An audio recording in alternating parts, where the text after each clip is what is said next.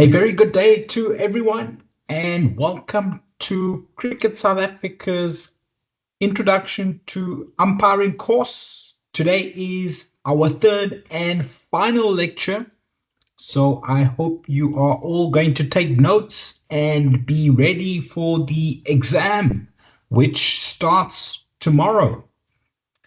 So before I go through today's lecture plan, I will talk a little bit more about the exam, and we will be going through a click-by-click demonstration at the end of this lecture to show you how to all log in to the exam and start your Cricket South Africa Introduction to Umpiring exam. So the exam is 35 true or false questions based on all the content that we have been presenting in the 3 lectures. After I am done presenting today, we will take a 10 to 15 minute break, and Abdullah will present a summary or revision slides for you to specifically study before attempting the exam. As mentioned, it is a 35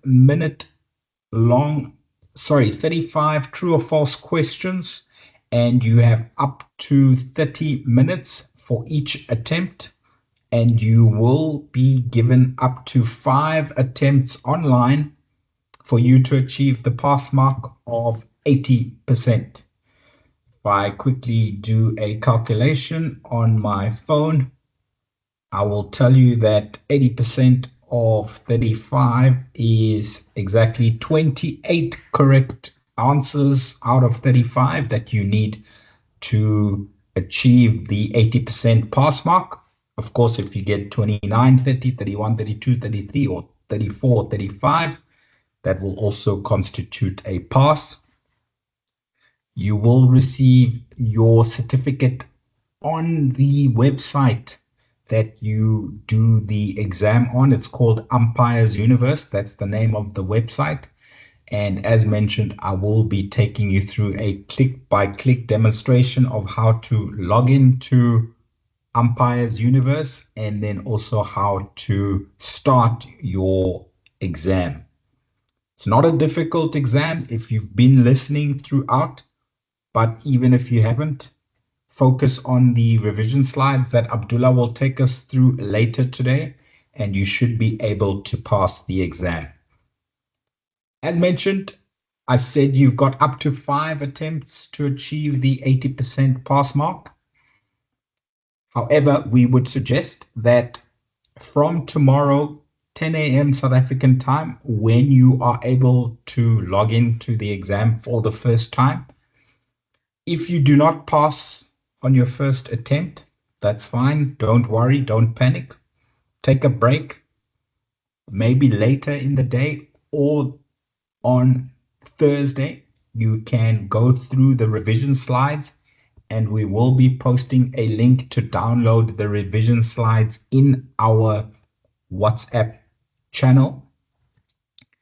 Please, for those of you who are not on the WhatsApp channel, please make sure that you join the WhatsApp channel now.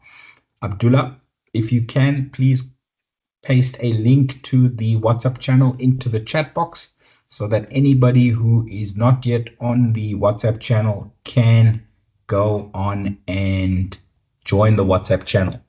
Because on the WhatsApp channel, you will be receiving, yesterday I loaded the full presentation that we've been going through in the 3 lectures. You can download using that link. And after this lecture, I will post a link to download the revision slides from the WhatsApp channel. So if you don't pass after your first attempt, don't rush into a second attempt. Try the following day after having studied the revision slides again with your second attempt. If you don't pass your second attempt, try again a day later. And if you don't pass your third attempt, Please do not use up your fourth and your fifth attempt yet. From next week, Monday, the 17th of August, all the way until Wednesday, the 9th of September, myself, Abdullah, and many other accredited Cricket South Africa umpire trainers will be going to all 70 hubs across the country, and we will be offering exam assistance for those of you who have not yet passed when we visit your hub. So I would suggest that you do not burn all 5 of your attempts before you have got assistance from myself or Abdullah or any other Cricket South Africa umpire trainer. After the lecture, I will be sending out a timetable as to when we are going to be visiting which hubs and regional performance centers. So don't panic if you don't pass your first attempt. Don't panic if you don't pass your second attempt. Don't panic if you don't pass your third attempt. We will come to your rescue sometime between Monday the 17th of August and Wednesday the 9th of September. That is when we will be visiting hubs and RPCs across the country for Cricket South Africa's Introduction to Umpiring exam assistance. So we will be supporting you throughout this journey, and I know some of you are anxious about exams. Don't worry, we will be there by your side from next week Monday, but from tomorrow, when you receive the exam link email from Umpires Universe, you can make your first attempt at passing Cricket South Africa's Introduction to Umpiring exam. So today's lecture will follow the following format. I will be taking you through laws 27 all the way through to law 40, and then we'll take a 10 to 15 minute break, after which Abdullah will take us through revision slides for the Introduction to Umpiring exam. That's the best preparation you'll get. And then for the last 10 to 15 minutes of the lecture, I will be taking you through a click-by-click demonstration of how to log into the exam, as well as how to start your exam. So please, once again, if you have any questions while we present, do type your questions into the chat box. Of course, as usual, after all the presenting, we will read the comments and questions in the chat box, and we will answer them. And we will also take any live questions from the floor with virtual hands up in the meeting room. So stay with us, take notes, and prepare yourself mentally, as this is the final lecture going into your exam tomorrow. So law 27 is the wicket keeper. What do we need to know about the wicket keeper? We need to know that the wicket keeper wears protective equipment that is different to any other fielder on the field. Law tells us that the wicket keeper is the only fielder permitted to wear gloves and external leg guards. Yes, some fielders who feel close to the wicket, they wear leg guards or shin pads which are underneath their pants. So those are not considered external leg guards. They are internal leg guards or shin pads which are hidden by the pants of the fielder. So the wicketkeeper is the only fielder who is allowed to wear gloves, as you saw on the picture, and external leg guards. If these are worn, they are to be regarded as part of the wicketkeeper's person for the purposes of fielding the ball. What happens if the wicketkeeper moves around and is not in a position regarded as a wicketkeeper's position? Law tells us that if by the wicketkeeper's actions and positioning when the ball comes into play, it is apparent to the umpires that he or she will not be able to carry out the normal duties of a wicketkeeper, then he or she shall forfeit their right and also the right to be recognized as a wicketkeeper. So they cannot affect a stumping and they cannot take a catch with the gloves on if they are not in the position of a wicketkeeper. And remember, we have a limited amount of fielders on the leg side. I'll speak to you about that in the following law. They now count as a normal fielder, not as a wicketkeeper. Also, no fielder is allowed on the pitch. So that law will also now apply to a wicketkeeper if they are not in their normal position of a wicketkeeper, which is behind the stumps. They can move from right up to the stumps all the way back to as far as the 30-yard circle for very fast bowlers. So let's talk a little bit more about the position of the wicketkeeper. The wicketkeeper shall remain wholly behind the wicket at the striker's end. That means they should always be behind the stumps. Okay, they don't necessarily have to be directly behind the three stumps. They can stand a little bit to the offside of the stumps, which is normally where the bowlers are aiming to bowl. But they need to be there from the instant of the bowler's delivery. That's when the ball leaves the the bowler's hand, until a ball that is delivered by the bowler either touches the bat or person of the striker or passes the wicket at the striker's end, or the striker attempts a run.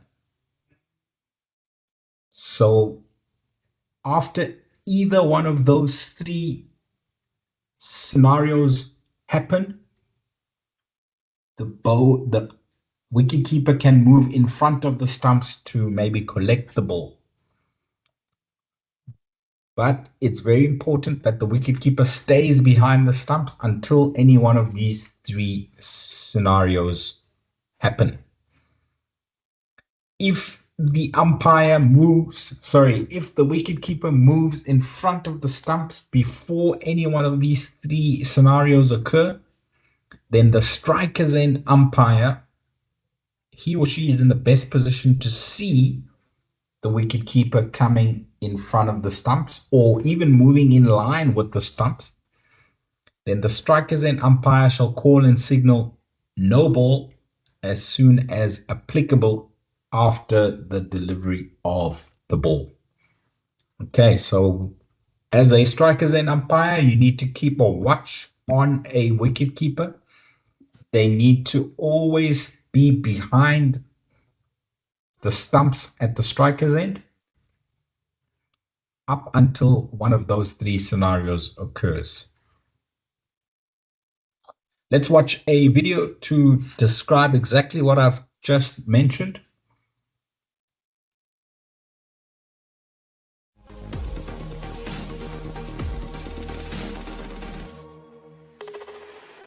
Hello guys, welcome to my channel. First, let's watch a footage from the T20 match between India and Australia, which happened on 21st of November 2018. Australian wicketkeeper Alex Carey ends up touching the stumps before the ball reaches him, and after referring to the third umpire, it was declared a no ball. So what do you guys think about it? It's a no ball because he touched the stumps? Well, let's find out. Before going any further, let us take a look at the restrictions a wicketkeeper has. He has restrictions both on his movement and position. According to cricket law, after the ball comes into play, Well, to know when the ball comes into play, watch the above video. And before the ball reaches the striker, it is unfair if the wicketkeeper makes any significant movement. In this case, umpire will call it dead ball and further action will be invalid. However, he is allowed to make certain movements. Let's take a look at them. He is allowed to move a few steps forward for a slower delivery, but doing so should not bring the stumps in his reach. He is allowed to move laterally, like this wicketkeeper, in response to the direction in which the ball has been delivered. He is allowed to move in response to the stroke that the striker is playing, like this wicketkeeper does, but he has to make sure that he follows the law 27.3.1. Let's see what exactly that law is. The wicketkeeper shall remain wholly behind the wicket. He can't even be parallel to the stumps from the moment the ball comes into play till either of the following things happens. Ball touches the bat or body of the striker. So he can come ahead of the stumps right after the ball touches the bat or batsman's body, just like this keeper does. Next case, he can come ahead after the ball passes the stumps, and he can come ahead if the striker starts running without playing the shot. It will be called a no ball in case of keeper violating this law. In the case of Alex Carey, ball had touched the bat when he broke the wicket. Hence, this is not a violation of law. But he was parallel to the stumps before the ball made contact with the bat. Hence, it was called a no ball. Another instance which needs a mention here is Andy Flower's incident. He is clearly ahead of the stumps even before the ball reached the batsman. It should have been called a no ball, but the umpire didn't notice it at all, and unfortunately it costed Ridley Jacobs his wicket. Still have any doubts with this? Do let me know in the comment section. If you liked the video, hit the like button, share with all your friends. To never miss another update from our channel, don't forget to subscribe and click on the notification button. So that's law 27 done.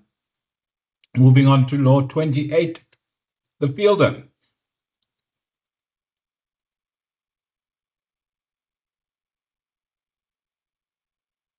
Firstly, I would like to ask you all a quiz question. So I'm going to play you a video, and after the video, I'm going to give you the answer to the quiz question. But while the video is played, or in fact before the video is played, I'd like you to answer the quiz question. Is a normal fielder allowed to use wicketkeeper equipment? Remember what I said in the previous law? Wicketkeeper is allowed to use gloves and is allowed to use external leg guards, usually referred to as pads. So is a normal fielder allowed to use gloves and external pads while fielding? Please type your answer into the chat box now. Yes, a normal fielder is allowed to use wicketkeeper equipment, or no, a normal fielder is not allowed to use wicketkeeper's equipment. Let me play you the video and that will answer your question.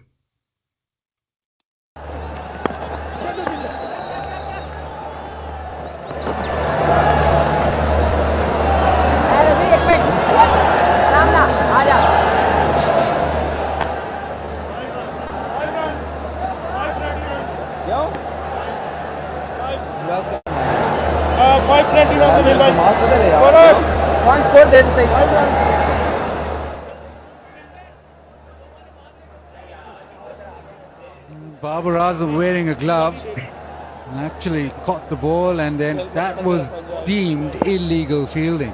As you can see at the bottom of the screen, right, the first delivery, there's 5 penalty runs, and that's because of illegal fielding, because Babar Azam picked up Rizwan's glove and used it to catch the ball, So there you have your answer. 5 penalty runs were awarded to the West Indies. Why? Because Babar Azam, who was at the time the captain of Pakistan, he decided to play a little joke,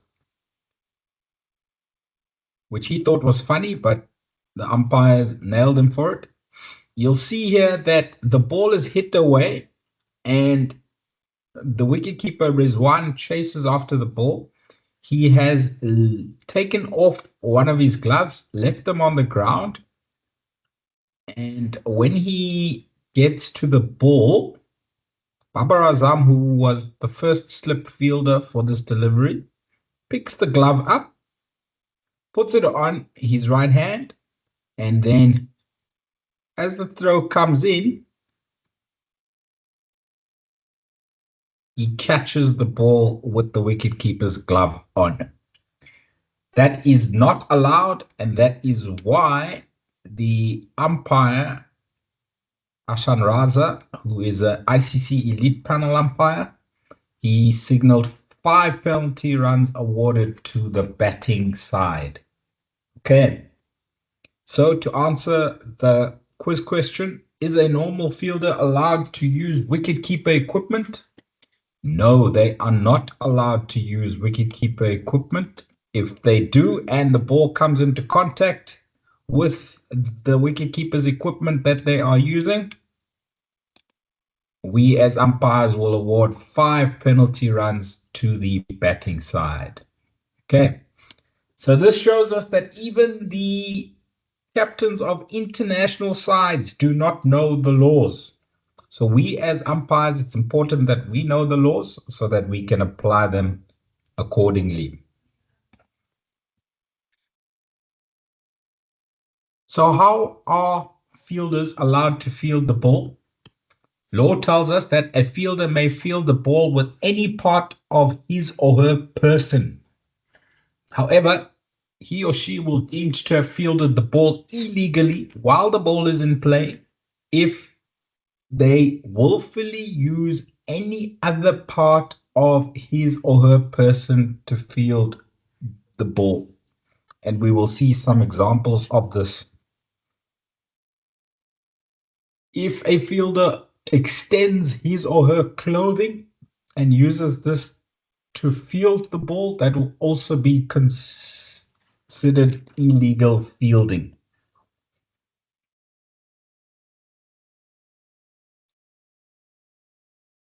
If a fielder uses any piece of clothing, equipment, or any other object and deliberately discards it, deliberately takes it off, for example, a cap, and the ball subsequently makes contact with that piece of clothing or equipment that has been taken off, then that will also be considered illegal fielding. So I'll give you an example, and I will give you 2 examples, one to show illegal fielding and one to show when it is not illegal fielding. Law tells us that it is not illegal fielding if the ball in play makes contact with a piece of clothing, equipment, or any other object which has accidentally fallen from the fielder's person. So let me give you 2 scenarios. In both scenarios, batter hits the ball through the covers and the fielder is chasing the ball. In the first scenario, the fielder feels that he or she can run faster, therefore, by taking the cap off. So they take the cap off and carry on chasing. Then they get to the ball, they throw the ball, and the throw lands on that cap or bounces on that cap that they deliberately took off. That will be considered illegal fielding. Why? Because the fielder deliberately took the cap off and the ball made contact with the cap. Okay. When is it accidental and not considered illegal fielding? In the same scenario, if the fielder is running and the wind blows the cap off, so the fielder does not deliberately take the cap off, the wind blows the cap off because of the pace at which the fielder is running, Fielder carries on running with the cap off, slides, picks the balls up, throws it, and it bounces on the cap. That will not be considered illegal fielding. Play will continue. Nothing wrong. Why? Because the cap flew off accidentally from the head of the fielder. It was not deliberately removed. So if it is deliberately removed and the ball hits it, it is deemed illegal fielding. If it accidentally falls off and the ball hits the cap, then it is not considered illegal fielding. Here is a picture of illegal fielding. You cannot, as a fielder, take your cap off and deliberately field with the cap. So, if there is an instance of illegal fielding, what happens?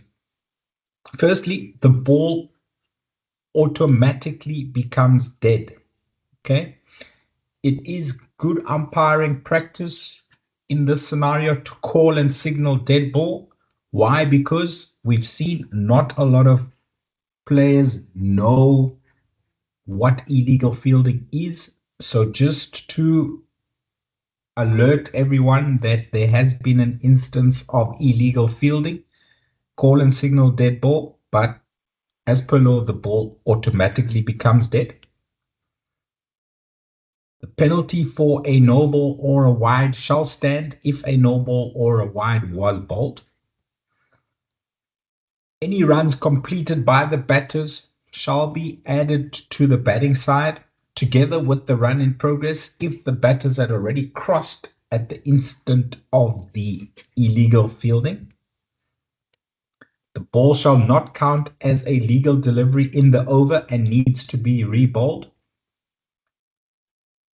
In addition, the umpire shall award 5 penalty runs to the batting side by tapping the opposite shoulder. And we will inform everybody, and when the match is done, we will report the matter to the governing body in charge of the match. So that is how we as umpires deal with illegal fielding. What happens if there are protective helmets belonging to the fielding side that are not worn? Law tells us that when not in use, protective helmets should be placed on the ground behind the wicketkeeper in line with both sets of stumps. So sometimes you will have a fielder who is fielding close to the striker when a spin bowler is bowling, and then the next over they are not fielding close to the striker, so they don't need to wear a helmet. Where do they put the helmet? They put the helmet behind the wicketkeeper on the ground, in line with both sets of stumps. That is an unlikely position for the ball to end up. So that is why law recommends that it should be put behind there. The protective helmets, when they're not worn, should be placed there. So now, it does happen that the ball sometimes, even though the helmet is in a unlikely position, the ball does sometimes hit that helmet. Again, the ball immediately becomes dead. But not everybody will see the ball hitting the helmet behind the wicketkeeper. So good umpiring practice. Whichever one of the two umpires sees the ball hitting the helmet, call and signal dead ball to make everyone aware that the ball is dead. Again, we award 5 penalty runs to the batting side. Any runs completed by the batters before the ball hit the helmet, together with the run in progress if the batters had crossed when the ball hit the helmet, those runs will count. That's law 28 done. Moving on to law 29. The wicket is broken. let's watch an animation video to teach us about this law. The wicket is down. The wicket is put down when one or both bails are removed from the top of the stumps, or a stump is struck out of the ground. The situation can be brought about in the following ways: by the ball, by the batsman's bat, by the batsman's bat if he or she lets go of it, or even by some flying part of a bat if it breaks, by the batsman's clothing or body, or some part of his or her equipment falling off, by a fielder with his or her hand or arm, providing the same hand is holding the ball. If the bail merely bounces and comes to rest back on the stumps, then that is not out. The wicket is down at the precise moment that both ends of either bail are removed from the stumps. Right about now. Should you have further questions on this tricky subject, such as how to put the wicket down when one or both bails have already been removed, head over to Law 29 in MCC's The Laws of Cricket. We don't have copies of the law book for everyone. What we do have is we have a PDF version. Abdullah, if you've got a PDF version, please post it onto the chat box and also post it into the WhatsApp channel for everybody to have a PDF version of the laws of cricket.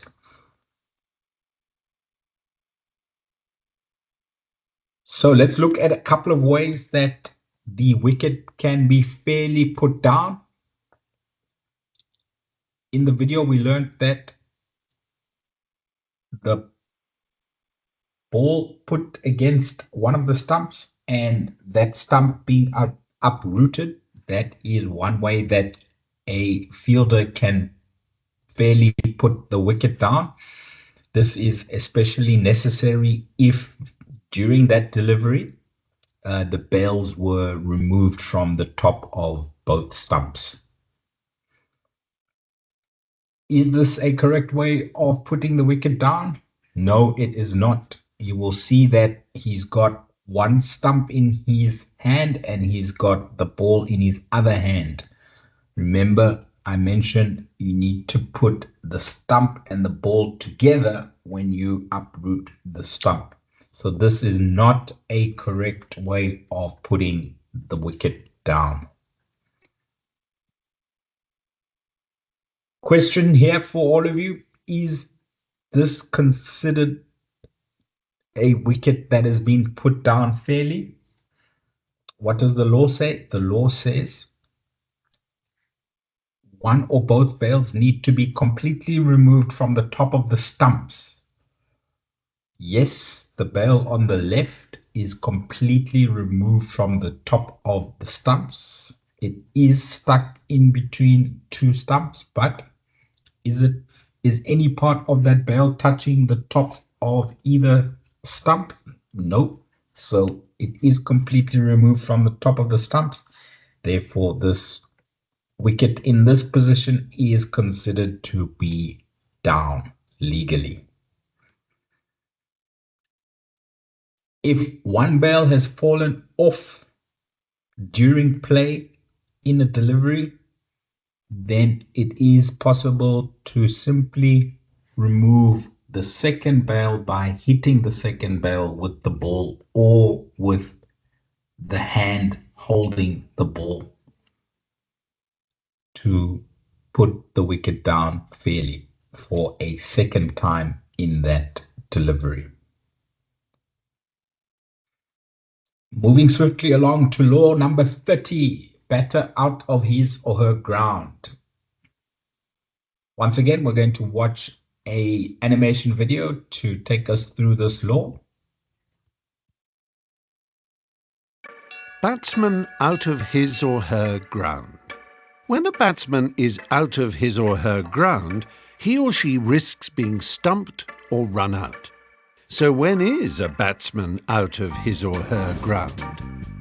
According to Law 30, a batsman shall be considered to be out of his or her ground unless the bat he or she is holding or some part of the batsman's person is grounded behind the popping crease at that end. Here, for example, the bat is on the crease marking, but not behind it, which means the batsman is most definitely out.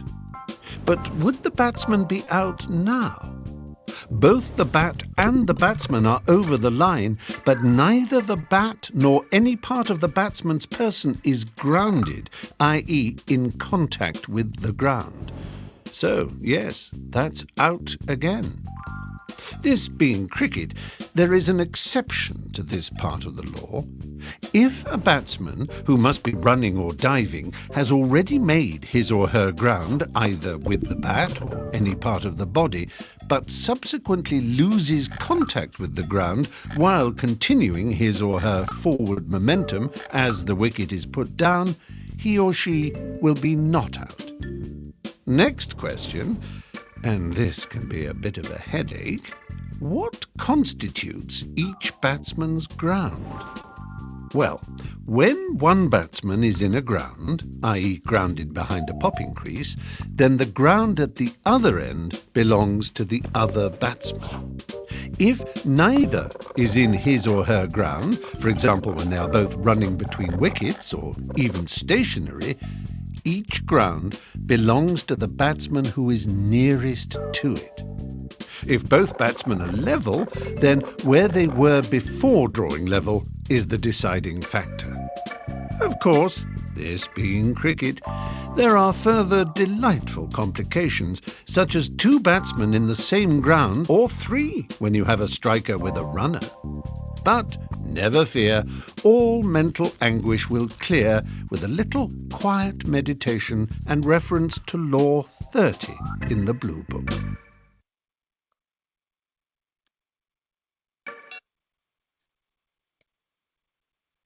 Where should the non-striker stand when the bowler is coming in to deliver a ball?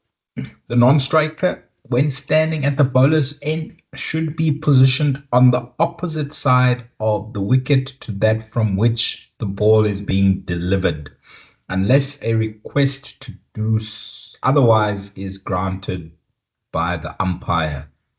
Okay, so if a right-hand bowler is bowling right arm over the wicket, then the stumps would be here. So then the non-striker should stand this side of the stumps. Law 31 is appeals. Very important as an umpire not to give a batter out without an appeal. Law tells us that neither umpire shall give a batter out even though he or she may be out under the laws of cricket unless appealed to by a fielder or a bowler. A bowler is considered part of the fielding side, so that's why it's not mentioned specifically by law. This shall not disallow a batter who is out under any of the laws from leaving the wicket without an appeal having been made. So we used to see it quite a lot back in the day, where when a batter just touched the ball and the ball went in the air and was caught by a wicketkeeper, then the batter would simply walk and would not have to wait until the umpire gave him or her out. Doesn't happen as often nowadays, but batters are still allowed to walk if they know that they are out. Please note, however, that there can be a misapprehension by a batter thinking that they are out, but they actually are not out.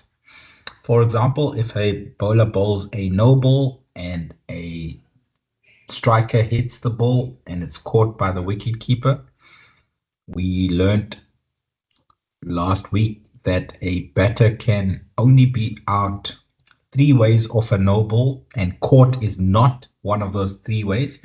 So the batter would not be out caught if a bowler bowled a no ball. But if the striker didn't hear the call of no ball, didn't see the umpire put his or her arm out to signal no ball, then they walk off the field under the impression that they are out, then law does protect them. It says that either umpire shall call and signal dead ball so that they don't get run out, for example, in that scenario. Let's talk about the timing of appeals. For an appeal to be valid, it must be made before the bowler begins his or her run-up, or if there is no run-up, the appeal should be made before the bowling action for the next delivery starts. And the bowling action means the back foot landing when the bowler is in his or her gather. And of course, the appeal must be made before time is called. So if it's the last ball of a session, an umpire usually calls over, time, and lunch. For example, if it's the last ball before lunch. So that appeal, if it's the last over and the last ball before the end of the session, that appeal needs to be made before time is called by the bowler's end umpire. The call of over does not invalidate an appeal as long as time has not been called. So that actually means if there's another over still to be bowled, a member of the fielding side can appeal to the umpire. Even if we've already called over, they can appeal as long as it's before the bowler starts his or her run up for the start of the next over. How does a member of the fielding side appeal? Any variation of the words how's that is accepted as an appeal, and it covers all modes of dismissals. There are 9 ways that a batter can be out. So if a fielding side asks either umpire, how was that, umpire? They don't need to mention what they're appealing for. The 2 umpires shall consider all 9 possible modes of dismissals. Who answers which appeals? The strikers and umpire shall answer all hit wicket appeals, all stumping appeals, and all runouts at the striker's end or the wicket keeper's end, it's also called. All other appeals must be answered by the bowler's end umpire. So the bowler's end umpire will answer 7 appeals, including runouts at the bowler's end. They will answer the appeals for 7 modes of dismissal, including runouts at the bowler's end. When an appeal is made, each umpire shall answer only on a matter that falls within his or her jurisdiction. Okay, so the striker's end umpire cannot answer a leg before wicket appeal. The striker's end umpire cannot answer a caught behind appeal. Yes, they can assist and give their input if required or requested by the bowler's end umpire to consult, but the decision still lies in the hands of the bowler's end umpire for all appeals except hit wicket, stumped, and run out at the wicket keeper's end. When a batter has been given not out, either umpire may answer an appeal if it is on a further matter and is within his or her jurisdiction. Let me give you an example to illustrate what the law is telling us here. Bowler bowls the ball and a striker plays at the ball, and it's pretty close to the outside edge of the bat. Wicketkeeper catches the ball and sees that the striker might be outside his or her crease. And while they are appealing for a caught behind to the bowler's end umpire, they also put the wicket down at the striker's end because they think that the striker could be out stumped. So they appeal to the bowler's end for a caught behind, and they appeal to the striker's end umpire for a stumping.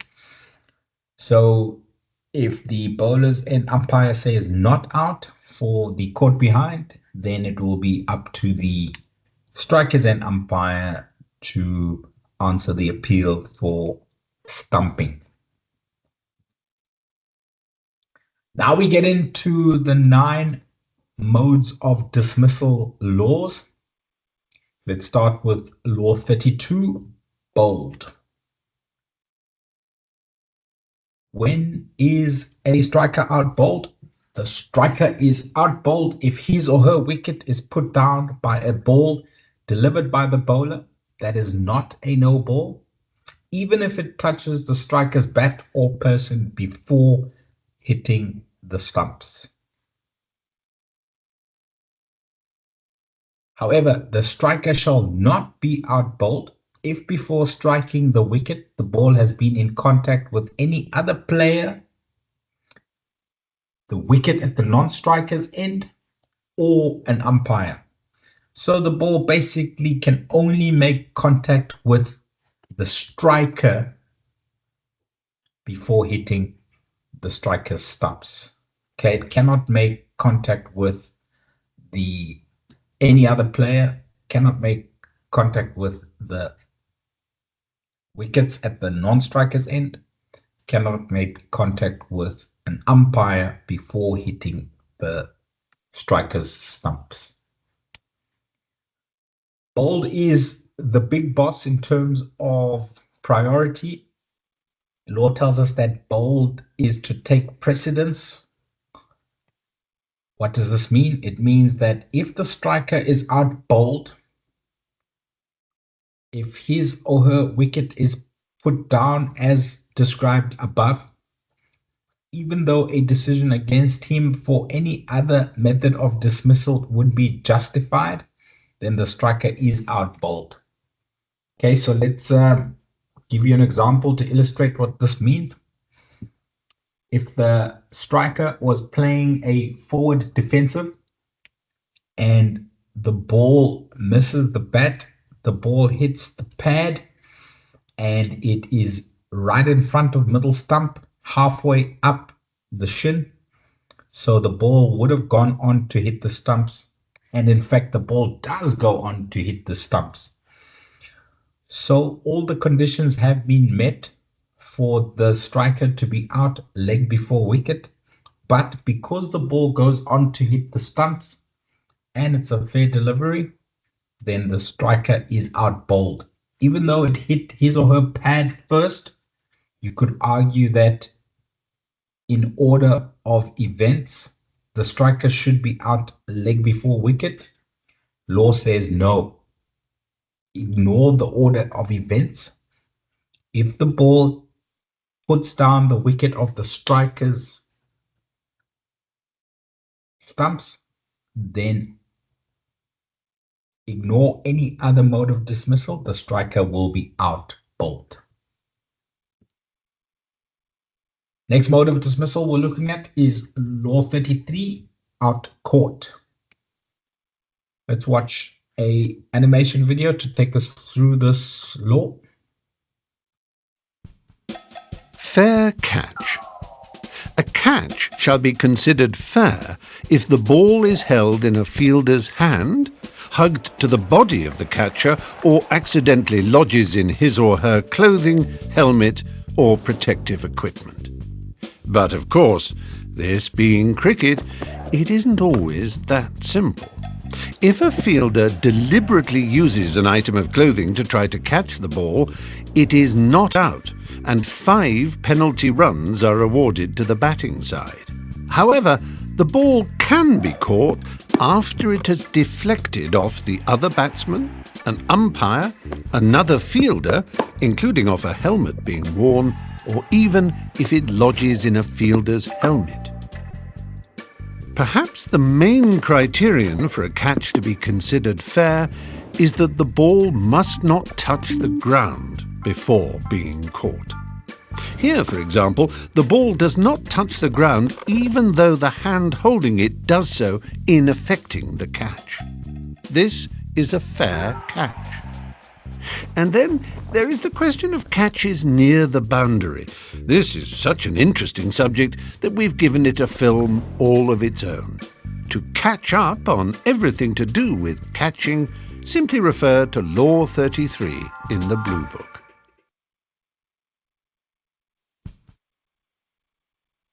Can runs be scored when a striker is out caught? Law tells us that if the striker is dismissed caught, runs from that delivery completed by the batters before the completion of the catch shall not be scored. But any runs for penalties awarded to either side, they shall stand.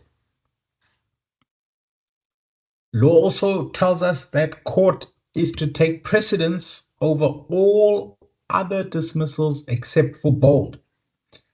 So, if the criteria for a catch are met, the striker is not out bowled, then she will be out caught.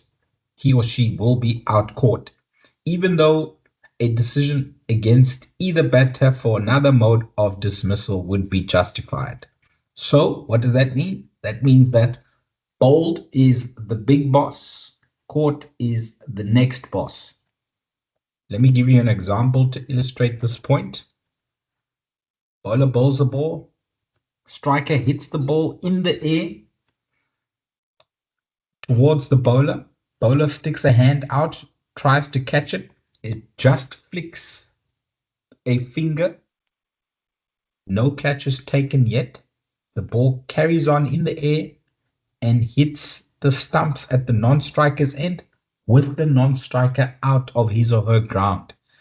That fulfills the requirements for a run out. But the ball hits the top of the stumps at the non-striker's end, flies up in the air, so it still hasn't touched the ground, and goes to the middle fielder who completes a simple catch.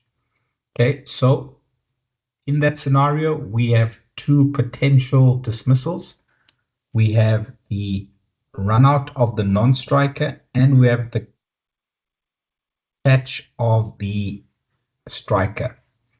Law tells us that even though the run out of the non-striker happened first, court will take precedence. Therefore, the striker will be out caught. Remember, I mentioned in one of the earlier laws that we do not give out before an appeal is made. So we won't give the non-striker out run out because everything will happen so quickly. The appeal will only come after the catch has been taken. And when the catch is taken, then the bowlers and umpire will give the striker out caught, not the non-striker out run out. That is what law talks about when they say court to take precedence over every other mode of dismissal except for bowled. Moving along to Law 34, hit the ball twice. Let's watch another animation video to take us through this law. Hit the ball twice. Hit the ball twice and you're out. Unless, of course, you're defending your wicket or it was accidental, in which case you're still in. The striker is out hit the ball twice if, while the ball is in play, it strikes any part of his person or is struck by his bat and, before the ball has been touched by a fielder, he willfully strikes it again with his bat or person. The key word here is willfully. But if this had happened instead, the batsman would remain in. In other words, inadvertent double strikes don't count. The batsman is allowed to hit the ball a second time in order to guard his wicket. He can use his bat or almost any part of his body. He cannot, however, use a hand that's not holding the bat. The only time you can't use your bat to hit the ball twice to defend your wicket is when it would prevent a catch. The batsman can also hit the ball a second time in order to return it to a fielder, as long as a fielder has given him permission to do so. If you'd like to swat up on this a bit more, simply turn to Law 34 in the Blue Book, where you'll find all the nitty-gritty detail you need.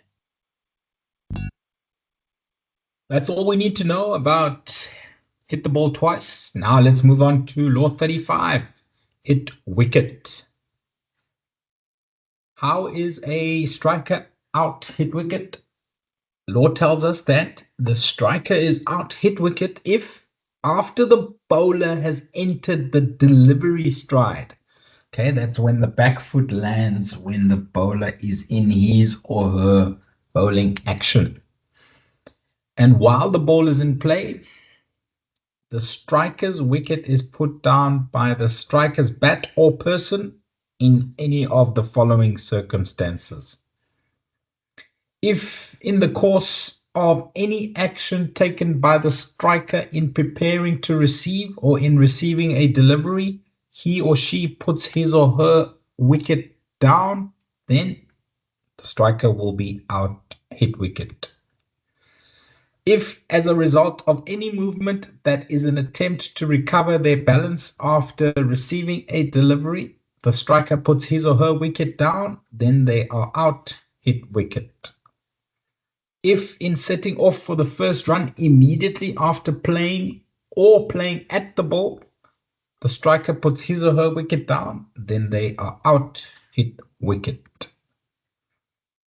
If no attempt is made to play the ball and in setting off for the first run, provided that in the opinion of the umpire, the setting off for the first run is immediately after the striker has had the opportunity of playing the ball and the striker puts his or her wicket down, then the striker will be out hit wicket.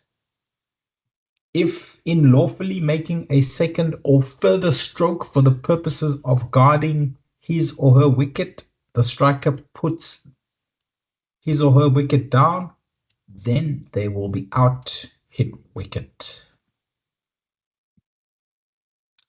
Very importantly, if the striker puts their wicket down in any of the ways described in the previous slide, but before the bowler has entered their delivery stride, then the striker will not be out. Why? Because either umpire shall call and signal dead ball. Okay, so the window period for a striker to be out hit wicket opens only when the bowler enters his or her delivery stride by putting down his or her back foot. Okay, if the striker puts his or her wicket down before the back foot lands in the bowler's delivery stride, then it won't be out hit wicket, it will be a dead ball. Not out hit wicket. We will now look at when does that window period close for a striker to be out hit wicket. Law tells us that the striker is not out under this law, should they put their wicket down in any of the following ways? If the striker puts his or her wicket down after they've completed any action in receiving the delivery, then they shall be not out hit wicket. So basically, the first instant that the window period closes is if I, as a striker, have attempted a shot, missed it, I have finished receiving the delivery, and then I put my wicket down. The window period for me to be out hit wicket closes after I have received the delivery. Okay. So that scenario where I put my wicket down after I have received the delivery, after my follow through, then it will be too late. That would be not out if I put my wicket down after I've received the delivery. If the wicket is broken by a part of the striker's detached equipment or bat not held in the hand, which has come into contact with any person before breaking the wicket, then the striker will be not out. So let's think of a scenario to illustrate this point. If the bat of the striker in playing the shot flies out of the striker's gloves or hands which were holding the bat, and the bat, when falling, hits the short leg fielder. So the short leg fielder is about 2 meters away from the batter, and the bat bounces off the short leg fielder and then hits the striker's stumps. That will not be out hit wicket because the bat has come into contact with another person before breaking the wicket. Okay. If the wicket is broken by the striker's person or bat held in hand as a direct consequence of contact with a member of the fielding side, then the striker will not be out hit wicket. Take another strange example. If bowler bowls the ball, and as the ball goes past the striker and the striker is attempting a shot, the striker misses a shot, and then for whatever reason, the short leg fielder charges into the striker, shoulder charges into the striker, and the striker falls off balance and onto his or her stumps, that will be not out hit wicket. Why? Because it was the short leg fielder shoulder charging the striker that landed the striker into his or her stumps. If the striker puts the wicket down in the act of running, but it is not setting off immediately for the first run, then the striker will not be out hit wicket. Okay, to be out hit wicket from running, then the striker needs to set off immediately, and in setting off immediately, put his or her wicket down.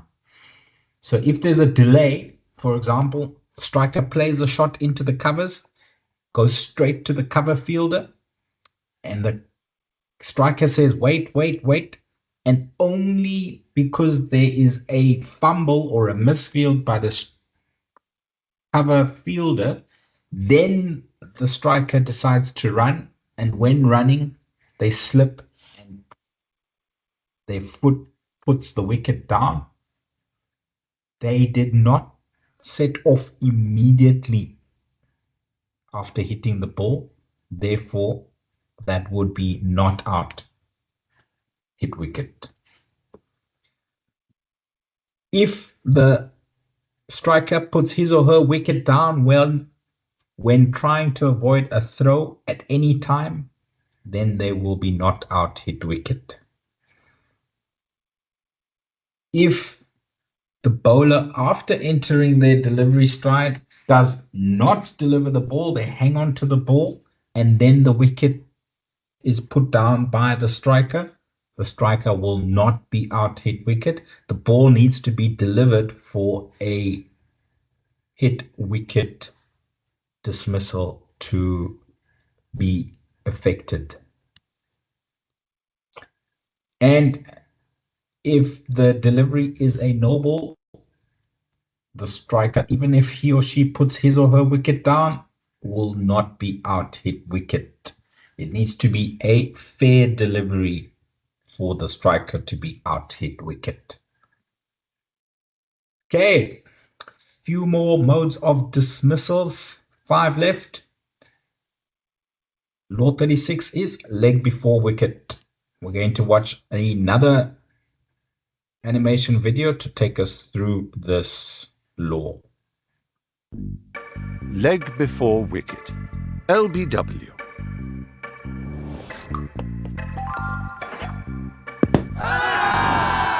LBW is a little like the offside rule in football.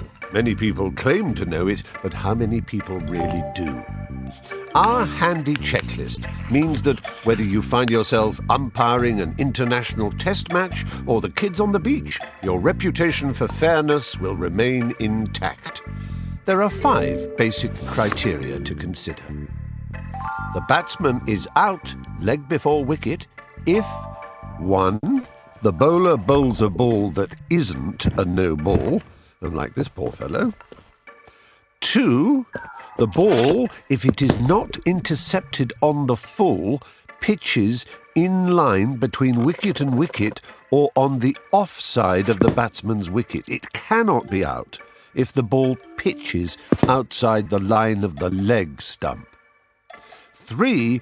The ball hits the batsman either full pitch or after pitching and before he hits it with his bat. 4. This is where it gets a bit more complicated. If the batsman was making a genuine attempt to play the ball, the point of impact must be between wicket and wicket for LBW to be an option. However, if the batsman has made no genuine attempt to play the ball, the contact must either be between wicket and wicket or outside the line of the off stump. 5. This is the crucial part. But for the interception by the batsman, the ball would have gone on to hit the stumps and dislodge the bails. Any questions? Just refer to Law 36 in the Blue Book. So that's LBW. Let's summarize what we've just learnt. The ball should not be a no ball. The ball, if not intercepted without landing, first lands in line between wicket and wicket or on the offside of the striker's wicket. The ball cannot land on the leg side of the wickets, otherwise it should automatically be, it cannot be given out LBW. Very importantly, the ball should not have touched the bat first of the batter. It needs to touch the person of the striker first. The striker needs to intercept the ball with any part of his or her person. The point of impact needs to be between wicket and wicket. Okay, that means the ball must land on either leg stump, middle and leg stump, middle and off stump, or on off stump, or the point of impact between the ball and the person of the striker. It can also be outside the line of the off stump if the striker has made no genuine attempt to play the ball with his or her bat. Okay, so sometimes strikers play the leave shot where the bat is far away from the pads as well as the ball. then impact can be outside the off stump. But if a striker is playing a shot and impact is outside off stump, then they should not be given out LBW. If it wasn't for the impact with the striker's person, the ball would have gone on to hit the stumps. That is what we need to consider before giving an LBW decision out or not out. Very importantly, only the first interception will be considered when assessing an LBW decision. In assessing an LBW decision, if the ball makes contact with the striker's bat and person simultaneously, this shall be considered as the ball having first touched the bat. Okay, so if you feel that the ball has hit the bat and the pad at the same time, then law tells you that you should consider it as the ball having hit the bat first, which means you shouldn't give it out LBW. Let's have a look at a few examples that we can apply the law of LBW. This, as we can see, is a right-handed batter. This is his off stump. This is his middle stump. This is his leg stump. So these two strings show the line of the off stump and the leg stump. This ball has landed outside the line of the striker's leg stump. Therefore, we should not give it out. Okay. This delivery has landed in line with the stumps. It's hit the striker in line with middle stump, below the knee row. Height is good. Should be going on to hit the stumps. He is a candidate to be given out leg before wicket. You need to decide from what you've seen, would the ball have gone on to hit the stumps? If you feel yes, then you give the striker out LBW. This delivery landed outside the line of off stump, impact outside the line of off stump, and the striker is playing a shot, therefore cannot be given out LBW. This one, ball has landed outside the line of the off stump, impact outside the line of the off stump. Striker is not playing a shot. Therefore, we can consider giving this striker out. But of course, what do we have to ask ourselves? The last question in the checklist to give a striker out LBW, if it was not for the person of the striker being in the way, if it was not for the pad being in the way of that delivery, would it have gone on to hit the stumps? I'm not sure. If I look at the line of this delivery, I think it is going to miss off stump. So yes, he is a candidate to be given out, but we need to consider, would the ball have gone on to hit the stumps? I don't think so. Next law that we're looking at, law 37, obstructing the field. Once again, we have a animation video to talk us through this law. Obstructing the field. A batsman is out obstructing the field if he or she willfully attempts to obstruct or distract the fielding side by word or action. Like this, for example. Thank you, Tommy. In particular, it is considered to be obstruction if, while the ball is in play and after the striker has played the ball, either batsman willfully strikes the ball with a hand not holding the bat or any other part of his or her person, or with the bat. The exception to this is when the batsman is attempting to defend his or her wicket. The batsman may do this with the bat or any part of his or her person, except with a hand not holding the bat. If the batsman uses such a hand, he or she will be out obstructing the field. The handled the ball law no longer exists, with such incidents now covered by obstructing the field instead. The obstruction has to be willful. Accidental obstruction, or obstruction caused by trying to avoid injury, does not count, and the decision on that is down to the umpire. It's worth noting that if a catch is obstructed, it is the striker who is out, even if it was the non-striker who caused the obstruction. Mind you, it's not always an easy decision. Here, the batsman deliberately crosses out of the legal running area in order to attempt to obstruct a throw. There is no other reason why the batsman should be running across the pitch. What looked an accident was, in fact, an illegal incident.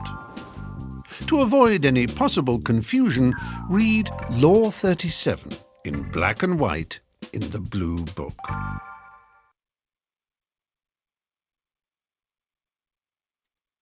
Three more laws for me to take you through. Law 38 is run out. When is a batter out, run out?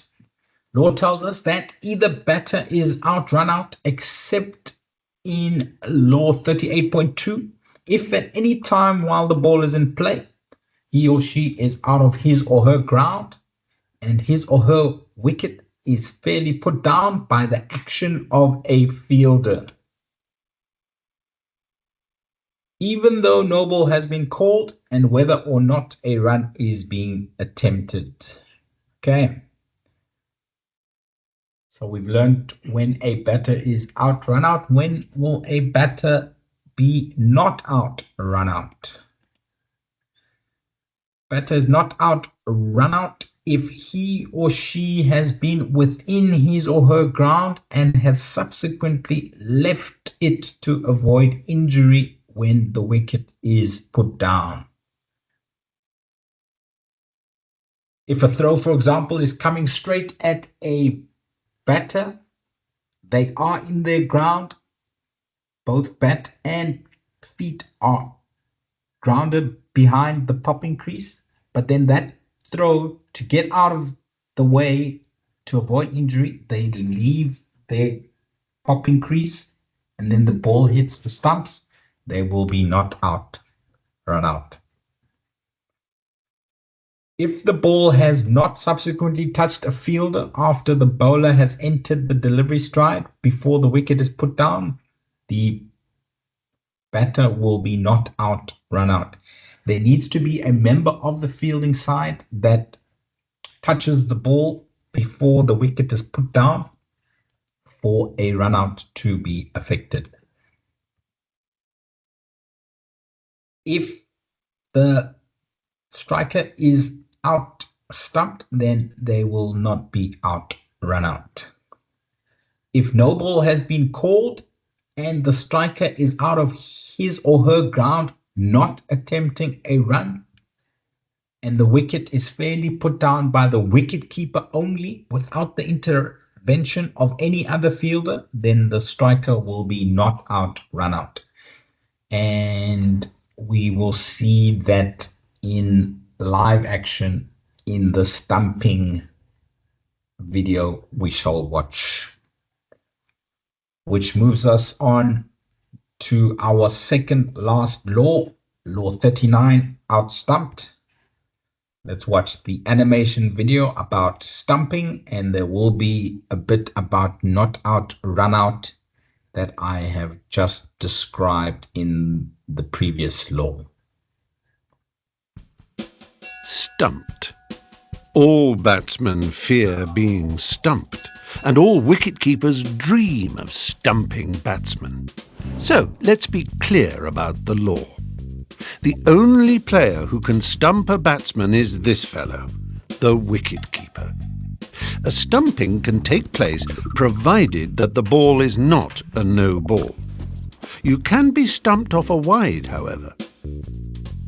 Here, for example, the batsman has moved out of his or her ground to play the ball, but has missed it and has not attempted a run. The wicket is fairly put down by the wicket-keeper without the intervention of another fielder. When all these conditions are met, the batsman will find that he or she has indeed been stumped. It's also okay for the ball to rebound onto the stumps off any part of the wicket-keeper, including his or her protective equipment or helmet. If it is a no ball, the batsman will not be out-stumped and is also protected from being run out as long as he or she is not attempting a run. Don't be stumped about stumping. Get a copy of the Blue Book and study Law 39. That brings us to the last law that I am taking you through. Then we're going to go into a 10-minute break. Timed out, law 40. When is a batter out timed out? After the fall of a wicket or the retirement of a batter, the incoming batter must, unless time has been called, be ready to receive the ball or for the other batter to receive the next ball within 3 minutes of the dismissal or retirement of the batter. If this requirement is not met, the incoming batter will be timed out. Please note there are different playing conditions for different matches which adjust the timeout limit downwards. For example, in one-day internationals, which are 50 over per side matches, the timed out law is adjusted to 2 minutes. In T20 matches, it is 90 seconds that the batter has to be ready for the next delivery. In T10 matches, it's 75 seconds. So the playing conditions of a particular match or a tournament always override the laws of cricket. Lastly, we need to note that if a batter is timed out, the bowler does not get credit for that particular wicket. That is all the laws that we are presenting to you. There are 42 laws of cricket. We will learn about Law 41 and Law 42 in level 2. How do you get to level 2? You need to pass your intro exam. Then you need to pass your level 1 exam, which will come up in October, November. And for you to attempt level 2, you need to join a Cricket Umpires Association in South Africa after passing your level 1. But we'll talk about that when we get to level 1. Good afternoon, everyone. Thank you so much for rejoining us after our 7-minute break. I'm going to cover a few revision slides. So these slides are going to help you prepare for your exam that some of you is going to start attempting from tomorrow onwards. So these revision slides that I'm covering this afternoon, together with the main slides that we covered over the past 3 lectures, if you go over those slides, the main slides, and these revision slides, you should pass the exam easily. So the first slide, when it comes to the revision slides, is when it comes to the spirit of cricket. Just give me a second. Now I'm struggling to move the slide. There it moves. So the spirit of cricket. So when it comes to whose responsibility it is to ensure that the game is played fairly and within the spirit, the law leaves that responsibility with the captains. Major responsibility lies with the captains, and they need to ensure that the game is played within the spirit as well as within the laws. It is crucial to the spirit of cricket that there is respect for the captain, your teammates, opponents, and also to the umpires. Players needs to accept the umpire's decision, whether they think it's right or wrong, it's irrelevant. they need to make sure that whatever decision the umpires make, they need to accept it and not question the umpire's decision. When it comes to the players, the law guides us and tell us that a match usually is played between two sides of 11 players, but the law also is flexible and allows for games to be played between sides of more than 11 or less than 11 players. But if you do decide to play a game with more than 11 players in it, not more than 11 players may field at any given time. So if you do decide before the game starts that we're going to play 15 players per side, no problem. The law allows for it. But you can't have all 15 players field at the same time. The law only allows for a max of 11 players to field at any given time.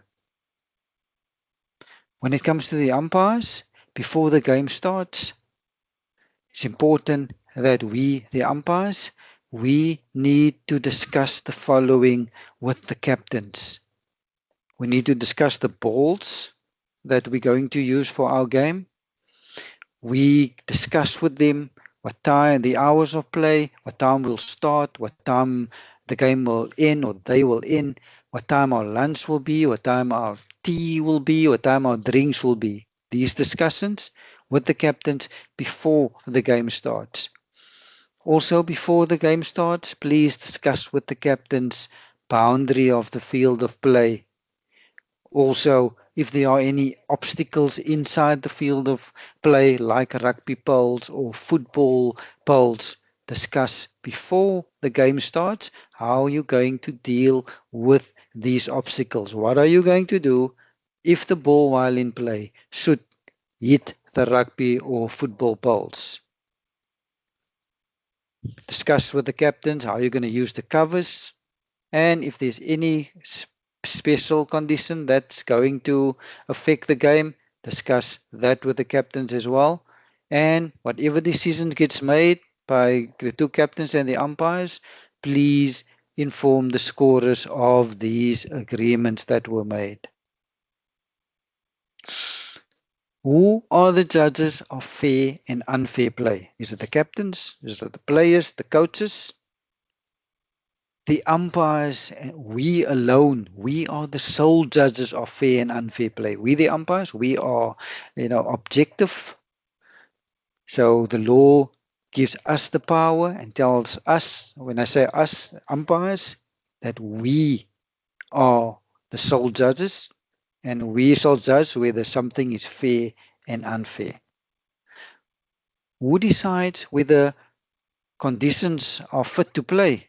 Whether it's conditions of ground, whether it's light. Umpires, again, we are solely in charge of whether the ground or conditions are fit to play. When it comes to the position of the umpires, where must the umpire stand? We have a bowler's end umpire and we have a striker's end umpire. So where do they stand? Firstly, the law tells us, umpires, please stand where you can see best to make a decision.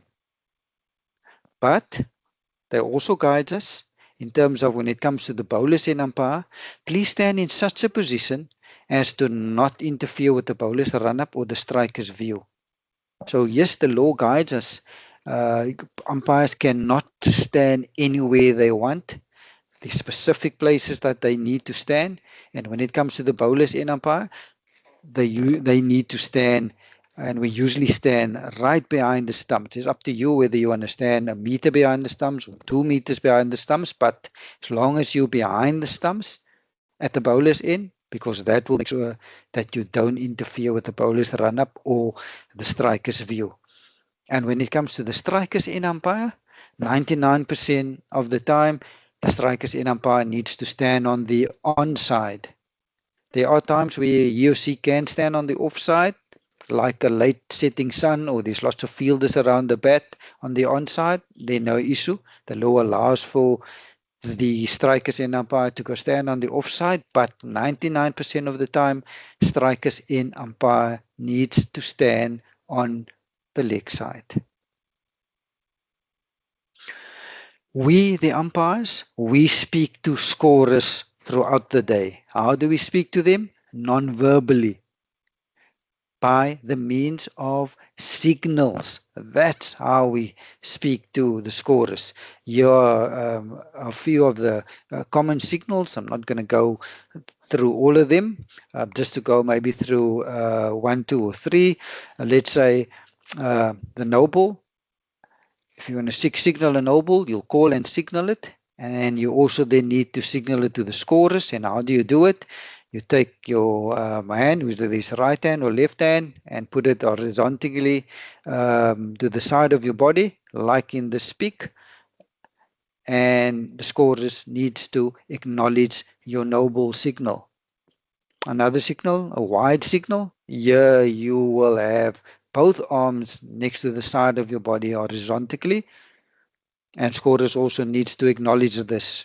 And just a last signal, your dead ball signal is where your two hands are in front of your body, and you'll cross it in front of your body. That would be your dead ball signal. But yeah, this is how we speak to the scorers throughout the day, by the means of signals. There will be times where there are more than one signal that you need to signal to the scorers of a single ball. Please do the signal separately. The law wants us to do it separately. We cannot be combining signals.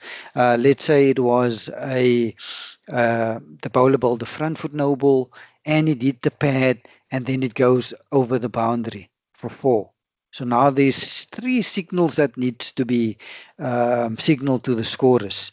These 3 signals needs to be signaled to the scorers separately, and you'll signal them in the order that they happened.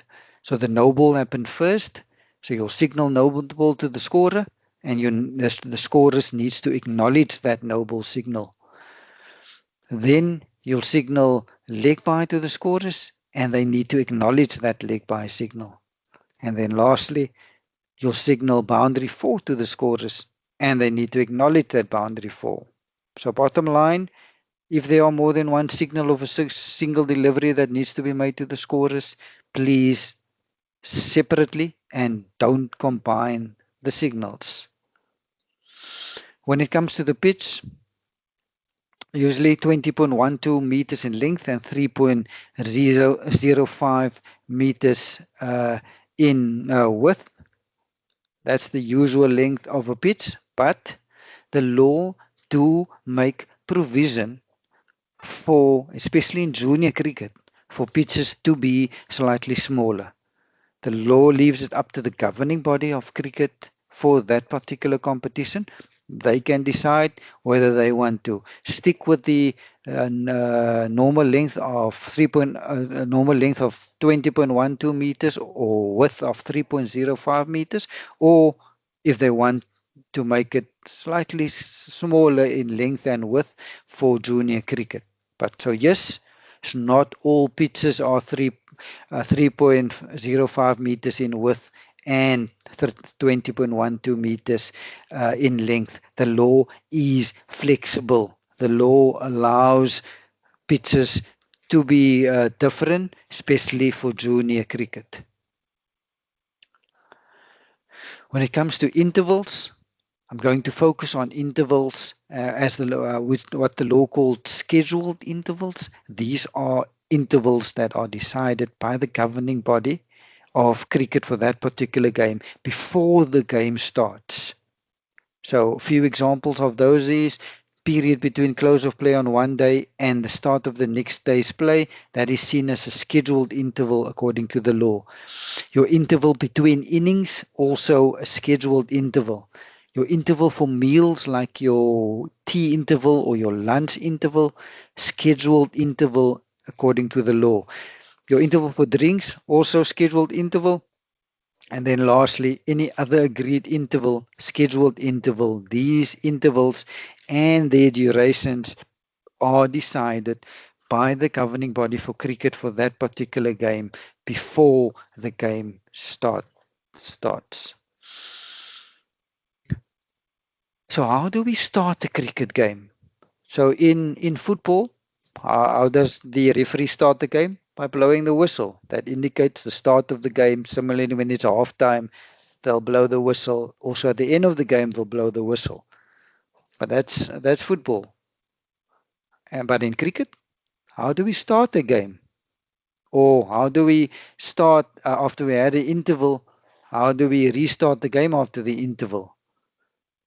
By the call of play. The bowler's in umpire verbally needs to call out loudly. You need to call out play. And by the call of play indicates that the game or the match has now started. Or if you came back from enjoying an interval, let's say your lunch interval, when you come back after lunch, you need to call play, and this call of play indicates that the game has started or the session has now restarted. Similarly, how do you end the session, or how do you end a day's play, or how do you end the match? In cricket, bowlers and umpire needs to verbally call out the word time, and by calling out time, this indicates that the day is now at an end, or the match is at an end, or the session is at an end. So in modern cricket, you need to try to bowl as many overs as possible during your sessions. But the law tells us, if you get to your interval, let's use lunchtime as an example. Let's say lunchtime is 12 o'clock. And if you get to 12 o'clock and you're only midway through the over, let's say you've only bowled 3 balls in the over. So now it's 12 o'clock. Do you take lunch at 12 o'clock?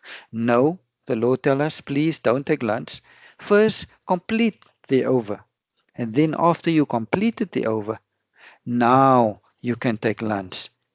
There is an exception, and this exception is if a wicket should fall with less than 3 minutes to go to your interval, you can then take the interval immediately. So how do we score runs in cricket? 3 ways.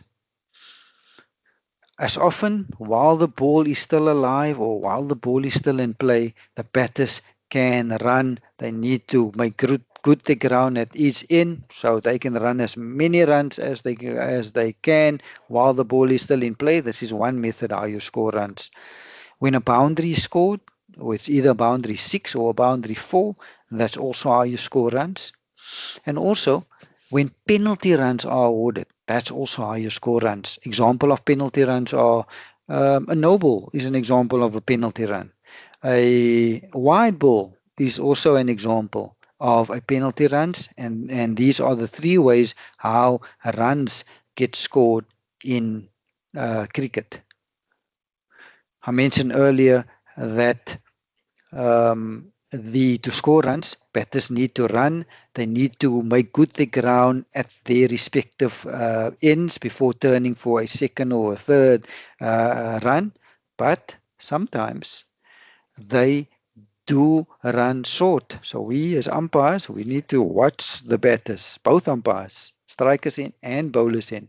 As soon as they turn, we need to make sure that they either ground part of their bat behind the popping crease before turning, or they can put their foot behind the popping crease before turning, as long as they put something behind the popping crease.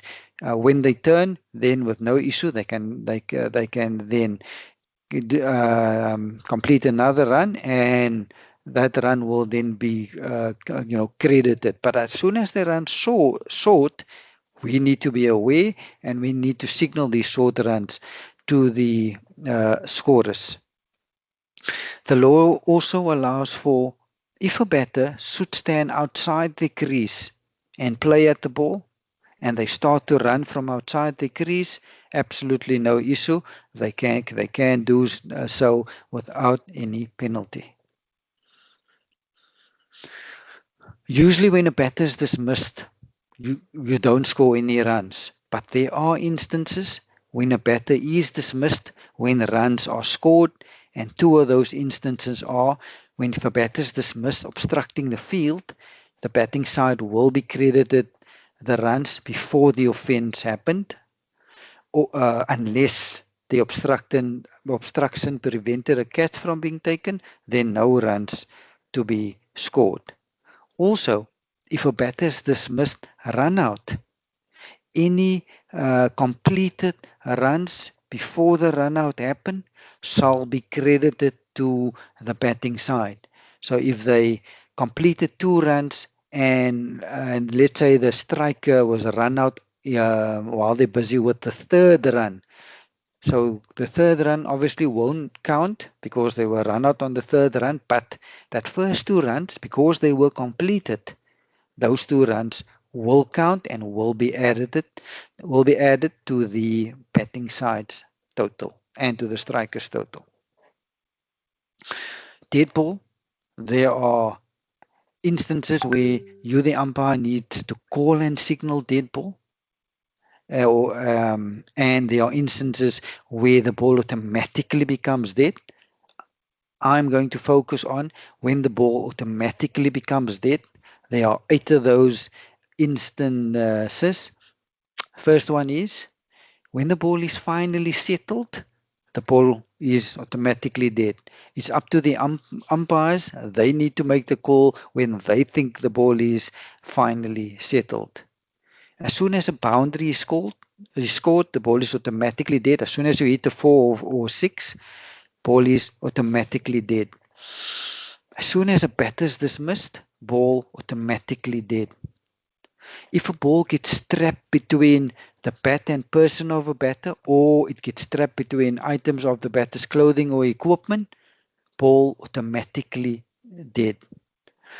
If a ball lodges in the clothing or the equipment of a batter, or if it lodges in the clothing of an umpire, ball automatically becomes dead. If a player returning without permission touches the ball automatically becomes dead. And if there's illegal fielding happening, ball automatically becomes dead. If a ball hits the helmet that was put by the fielding side behind the keeper, as soon as that ball hits the helmet while it's still in play, ball automatically becomes dead. And then lastly, as soon as the game is done, ball also automatically becomes dead.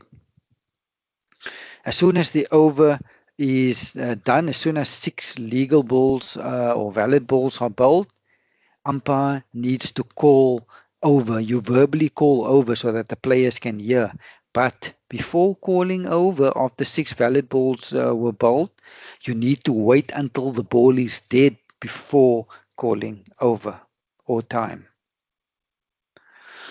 Under the no ball law, this is a few subsections that I'm covering here. First subsection is the mode of the delivery. What is mode of the delivery according to the law? This mode of the delivery is you or the umpire needs to find out from the bowler whether he or she is bowling with their right hand or with their left hand, and whether they're bowling over or around the wicket. Once you receive this information from the bowler, you need to inform the striker of this info. So practically what will happen, as the bowler hands the cap to you, you will ask the bowler, are you a right hand or left hand? And are you bowling over or around the wicket? Let's say bowler say, Umpy, I'm bowling left-handed and I'm going to bowl over the wicket. You then, the umpire, you verbally need to inform the striker by saying, let's strike off. You know the striker's name. Let's say it's John. John, this bowler is bowling left arm, and the bowler is going to bowl over the wicket. So this is what is meant by the mode of the delivery, which hand you're going to bowl with, and whether you're going to bowl over or around the wicket. You must inform the umpire, and the umpire needs to inform the striker.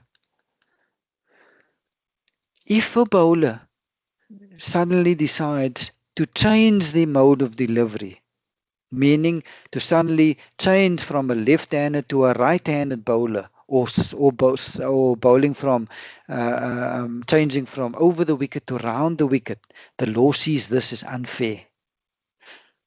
You need to intervene as the umpire if this happens. And how do you intervene? By calling and signaling no ball. So no issue. Bowler can change hands or overrun as often as they want, but as long as they inform the umpire, because the umpire needs to inform the striker. Underarm bowling not permitted in cricket, and also the ball should not be thrown in cricket. If they want to throw a ball, go play baseball.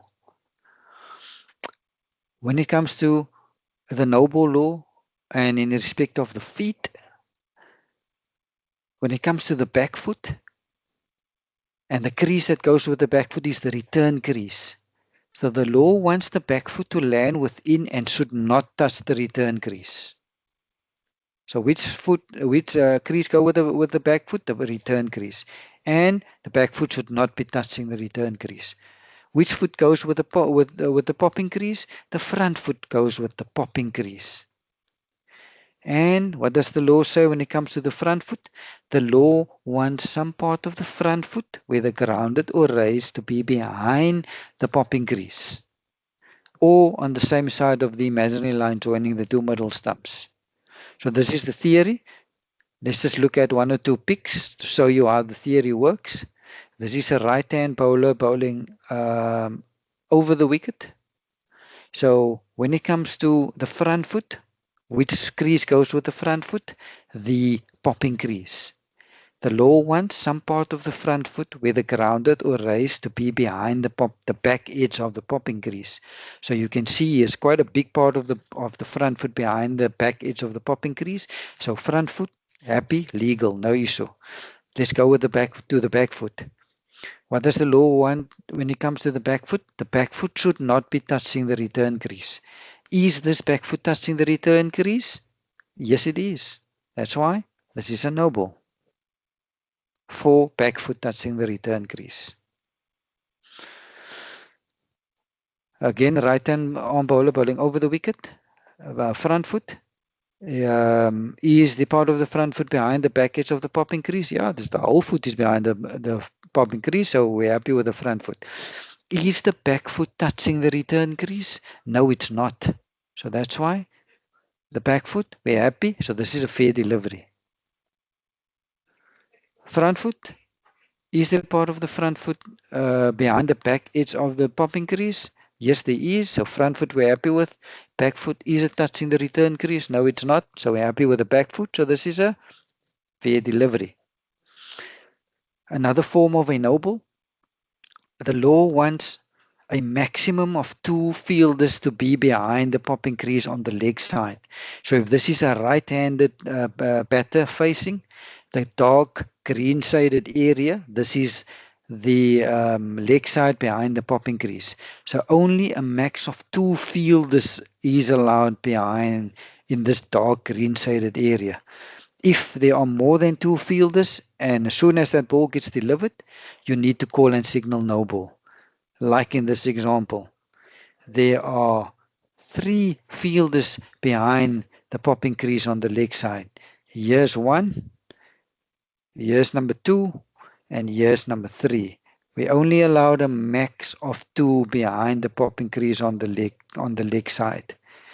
So for this to be a legal delivery, one of these fielders, let's use this one as an example, this fielder needs to go in front of the popping crease. Then that would allow the max of 2, which complies with the law. Umpire to revoke or to recall a no ball if for whatever reason the bowler overstepped but didn't deliver the ball. What happens if there's a no ball and a wide of the same delivery? So which one do you take? Do you take the no ball? Do you take the wide? Or do you take both? The law tells us no ball is boss. So if there is a no ball or a wide of the same delivery, you will take the no ball. No ball will always be boss over a wide. No ball is not one of the valid deliveries of the over and needs to be rebuilt. How can you be dismissed of a no ball? 3 ways. Hit the ball twice, obstructing the field, and run out. When it comes to wide ball, and in particular the calling and signaling of wide, umpires needs to wait until the ball passes the striker's wicket before calling and signaling no ball. They cannot call in, they need to wait till the ball passes the striker's wicket before calling and signaling wide. They cannot call and signal wide before it passes the striker's wicket. They need to wait after it passes the striker's wicket before calling it. Wide is also not one of the valid balls in the over and needs to be rebuilt. Can you be dismissed of a wide? Tom discovered now there are 9 modes of dismissals. Okay, so as soon as a wide ball is called, can you be dismissed? Yes, you can. 4 ways. And these are the 4 ways. Hit wicket, obstructing the field, run out, and stump. So lots of players think as soon as wide is called, you cannot be dismissed. That's incorrect. You can be dismissed if a wide ball is called, and there are 4 ways. When it comes to buys or leg buys, I'm just going to focus on leg buys for my revision slides. So when it comes to leg buys, there are conditions that needs to be met. Firstly, ball can strike any part of the person or the protective equipment of the striker. Yes, I know they call it leg buys, and I would say 99% of the time the ball actually do hit the leg, but the law makes provision for any part of the person. So it can strike the striker's leg, arm, tummy, shoulder, any part. So that's the first condition. Ball needs to strike any part of the person.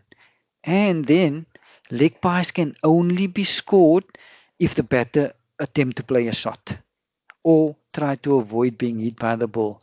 There needs to be a shot played, or striker try to avoid being hit by the ball for leg buys to be awarded. If there's no shot offered, no attempt to play at the ball, leg buys not to be awarded. And this is the next section where I just emphasize the law wants the striker to play a shot. There needs to be attempt to play at the ball or try to avoid being hit by the ball for leg buys to be scored. If there's no attempt to play at the ball, or nor did the striker try to avoid being hit by the ball, leg buys cannot be scored. So if they don't play a shot and they start to run, don't call dead ball immediately. Wait till either the ball get to the boundary, or as soon as they complete the first run, now you intervene as an umpire by calling and signaling dead ball. You then need to disallow the runs because, in my example, the striker didn't offer a shot, so the run that they took shouldn't be allowed. You need to send them back to their original ends. If there was a no ball, that no ball will stay, and any other 5 penalty runs to be added to the score, except if the ball should hit the helmet behind the keeper. When it comes to fielders' absence and substitutes, let's start with substitutes. The law allows for the umpire to provide or to allow a substitute fielder if the umpire is happy that a fielder became injured or ill and that this injury or illness happened during the game. Also, for wholly acceptable reasons, you'll allow a substitute fielder. Also, substitute can act as a wicket keeper with the permission of the umpires, but the substitute has limited powers. Substitute cannot bowl, cannot bat, cannot be captain. Yes can keep with the consent of the opposing captain. What happens if a fielder is absent or leaves the field during a play? So practically what will happen? The fielder will come to the umpire and say, umpire, I'm injured my hammy. Can I go off to get treatment? No issue. You'll allow the fielder to go off. You'll take out your notebook and you write down in your notebook, let's say, Cindy going off, hamstring, and you write down the time that she left. Then Cindy needs to tell you when she wants to come back onto the field. So after getting treatment, before Cindy's allowed back onto the field, she needs the umpire's permission. Cindy cannot enter the field without the consent or without the permission of either of the umpires. Why is that important? Why do we need to know when Cindy comes back on? We need to write down the time that Cindy came back on. Because in point 1, we wrote down when Cindy left. In point 2, we need to write down what time she came back on. Because for point 3, before Cindy is allowed to bowl, she needs to wait that same amount of time that she was off the field. She needs to be that same amount of time on the field before she is allowed to bowl. Does the law allow a batter to retire? Yes, the law allows a batter to retire. But that batter needs to wait till the ball is dead before he or she indicates that they want to retire. So yes, we allow the batter to retire, but they need to wait for the ball to be dead. And if they do retire because of injury or illness, they can come back later on. But if they do retire not due to injury or illness or unavoidable cause, for them to come back later to bat, they need permission of the opposing captain.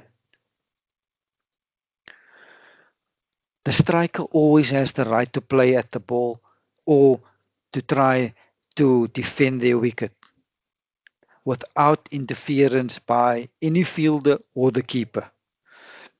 However, the law wants the striker to stay on the pitch when playing at the ball. They need to have some part of their bat or person on the pitch when playing at the ball. If they should leave the pitch to play at the ball, you need to intervene as the umpire. How do you intervene? By calling and signaling dead ball. When it comes to appeals, umpires, we will not give a batter out unless any of the fielders appeal. There's 11 fielders on the field at any given time. For us to give a batter out, they need to appeal. The law allows for a batter to walk. No issue with that. Good sportsmanship if they do walk. But umpires must wait for an appeal before they give the batter out. If there's no appeal, they cannot give a batter out. Also, there's a window period for appeals to happen. As long as the window period closes for an appeal when the next ball is bowled, or as soon as the bowler takes the first step to deliver the next ball, that's when the window period for appeals closes. Or if you call time, window period also closes. How do you appeal? The law guides us by saying fielders need to say, how's that? Yes, I know practically these days, I think 99% of players don't actually say the words, how's that? They just shout loudly, or some of them would say, umpire. But as long as there is an appeal, and that appeal covers all, ways of being out. They don't need to specify, umpire, I'm appealing for LBW. Umpire, I'm appealing for caught behind. They just need to appeal by either shouting or shouting, how's that? Or shouting, or umpire, whatever. But one appeal covers all ways of being out. Let's just quickly go over those modes of dismissals again that Tom discovered. I'm going to play the fair catch animation video again. Fair catch. A catch shall be considered fair if the ball is held in a fielder's hand, hugged to the body of the catcher, or accidentally lodges in his or her clothing, helmet, or protective equipment. But of course, this being cricket, it isn't always that simple. If a fielder deliberately uses an item of clothing to try to catch the ball, it is not out, and 5 penalty runs are awarded to the batting side. However, the ball can be caught after it has deflected off the other batsman, an umpire, another fielder, including off a helmet being worn, or even if it lodges in a fielder's helmet. Perhaps the main criterion for a catch to be considered fair is that the ball must not touch the ground before being caught. Here, for example, the ball does not touch the ground even though the hand holding it does so in effecting the catch. This is a fair catch. And then there is the question of catches near the boundary. This is such an interesting subject that we've given it a film all of its own. To catch up on everything to do with catching, simply refer to Law 33. Next of the dismissal laws that I'm covering is hit wicket. And when it comes to hit wicket, there are a few points that we need to consider when there's an LB appeal. First point is ball shouldn't be a no ball. Ball needs to pitch in line between wicket and wicket or on the offside. Ball should not touch the bat first. If the ball touches the bat first, can never be given out LB. If it touches the pad first and then the bat, then you can consider the LB. The ball needs to intercept or strike any part of the person. I know they call it leg before wicket, but it can hit any part of the person. And the law wants the impact to be between wicket and wicket. And there's a but. And that but is if the striker didn't attempt to play at the ball, there was no shot off it. Now the law is flexible by allowing the impact to be between wicket and wicket or on the offside of the wicket. And then lastly, the point that you need to consider is, in your opinion, do you think the ball would have gone on to hit the wicket? So these are the 6 points that go through your or that you need to consider when there is an LBW appeal.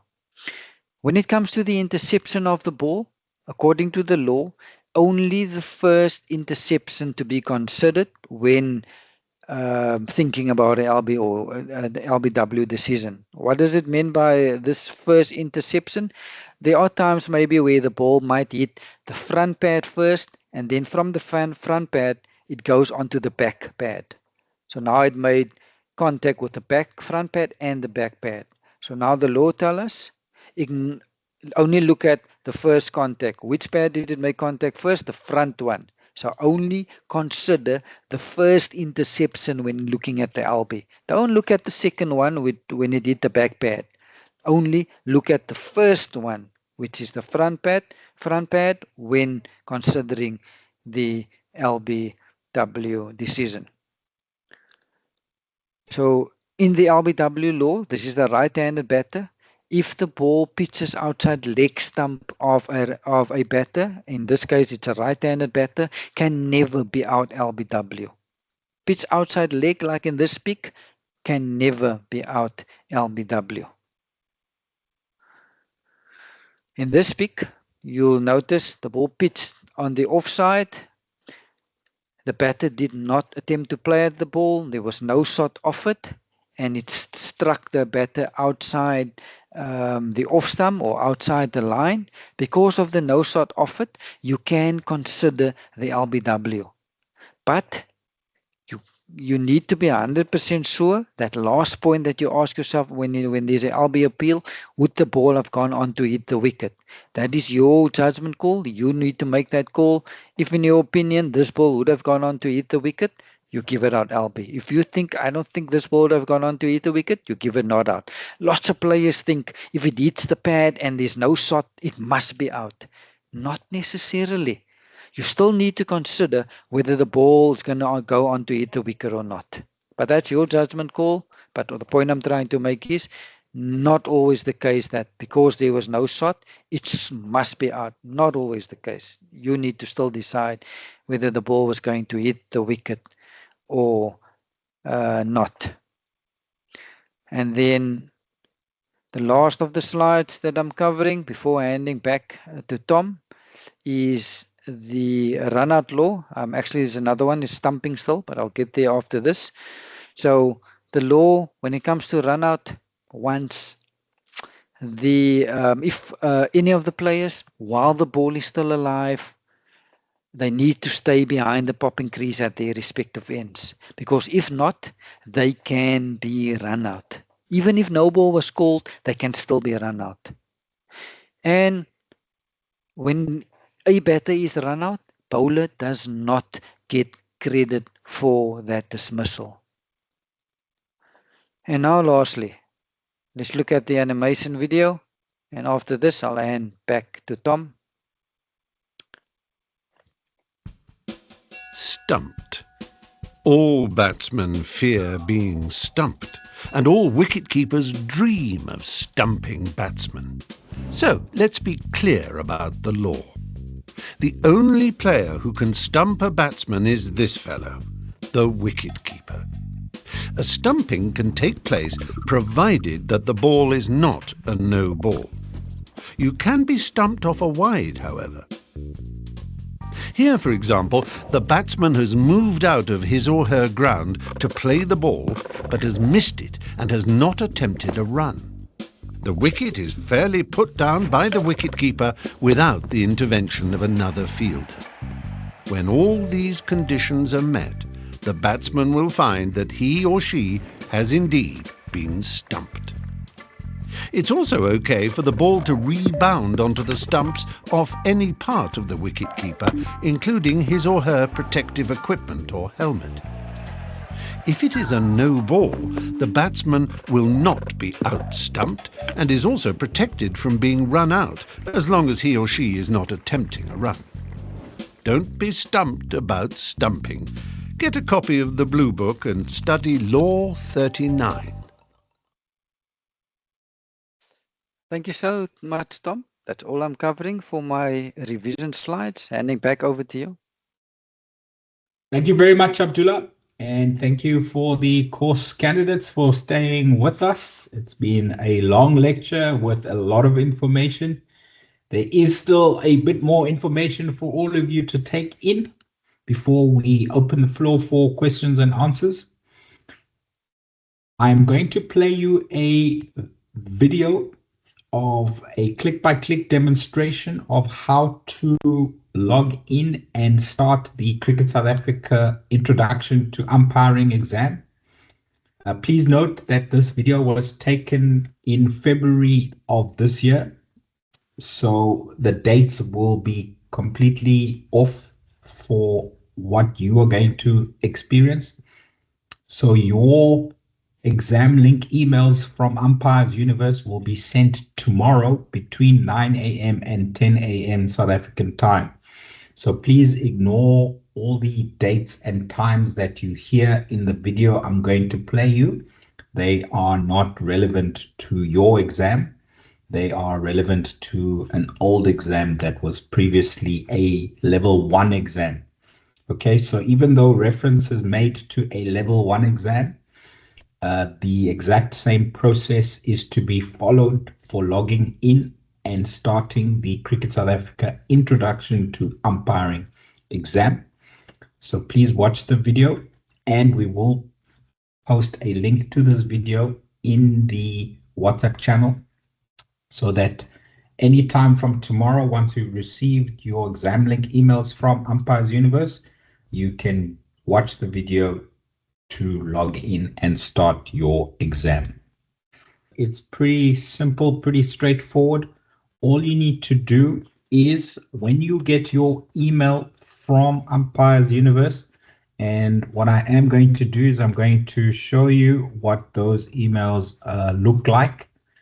It's pretty simple. You just need to copy and paste the username, which is your email address, and the password, and copy and paste it into the website of Umpires Universe for you to log in.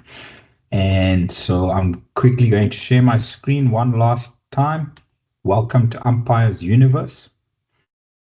It will have your name on it, and you will click on the website address, and on the website you will copy your username, which is your email address, and then you will copy the password as well.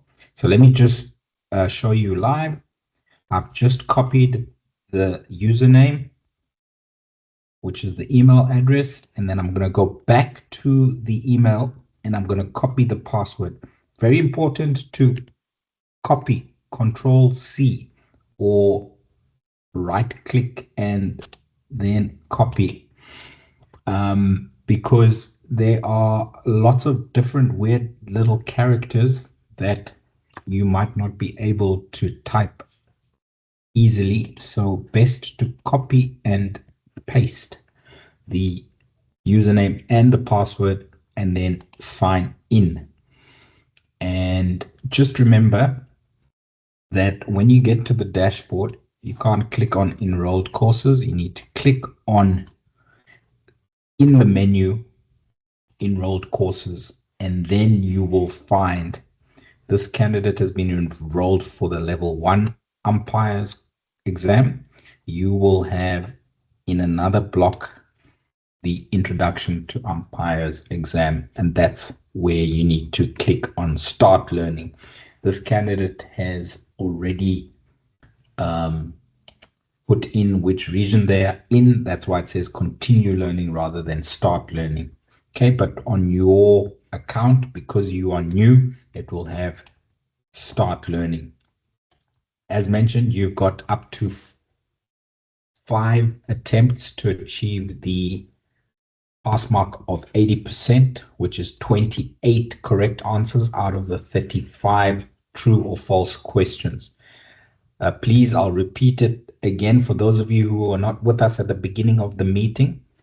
You should only make a maximum of 3 attempts between now and Monday, the 17th of August. Why? Because from the 17th of August till Wednesday, the 9th of September, myself, Abdullah, and Cricket South Africa umpire trainers around the country will be going to all 70 hubs, and we will be helping those of you who have not yet passed by the time we get there to pass your Cricket South Africa Introduction to Umpiring exam.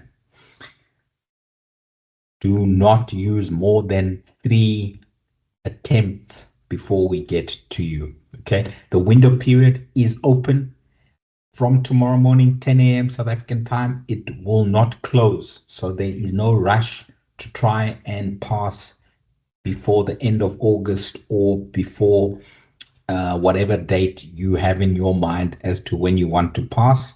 We will get to you between the 17th of August and the 9th of September. We will be visiting all 70 hubs to help candidates across the country to pass Cricket South Africa's Introduction to Umpiring exam. So I hope that gets you all excited and prepared for the Cricket South Africa Introduction to Umpiring exam. I am now going to go into the chat box to see which questions and comments have been posted while we were presenting. And hopefully you are then all good to go. So scrolling right up to the top, I see most of you answered my question of, is a fielder allowed to use wicketkeeper's equipment? The answer is no. If they do, and the ball comes into contact with a glove or an external leg guard that has been worn by a fielder apart from the wicketkeeper, then it will be 5 penalty runs awarded to the batting side. So well done to all of you answering that question before you saw the answer in the video. Welcome Andiswa from Tembale to Hub. Masit Ole Ntisa asks, what if the bowler is a spin bowler and bowled outside off stump, but the ball swings inward, hits the pad on the striker's front foot while he tries to play the ball? Do we give the striker out LBW or not? So Masikole, if a striker is attempting a shot and the ball hits him or her on the pad outside the line of the off stump, even if the ball was carrying on at an angle that would have hit the stumps, because the striker was playing a shot and the ball hit him or her outside the line of the off stump, then the umpire should give the striker not out LBW. If the striker was hit in line with the stumps and the ball would have gone on to hit the stumps, then yes, we can give the striker out LBW. But if the ball pitched or landed outside the off stump, hit the striker in line with the stumps, but because of the ball spinning, if we decide or project that the ball would have gone on to miss the leg stump because of the angle that the ball is turning, then we would give the striker not out LBW. I hope that answers the question, Masikole. Next one from Masikole. Can a bowler stump a batter at the non-striker's end if the batter was backing up but moves outside his or her popping crease before the bowler releases the ball in his or her delivery? Yes, Masikole. A bowler is allowed to run out the non-striker if, while the ball is in play, before the bowler has reached his or her highest point of delivery in terms of the arm in its delivery swing, if the non-striker leaves his or her crease while the ball is in play, before the bowler has reached his or her highest delivery point in terms of the arm, then yes, the bowler can run out the non-striker. It is a means of a run out. It is no longer considered unfair play. It is the prerogative of the non-striker to stay in his or her ground before and until the ball is delivered by the bowler.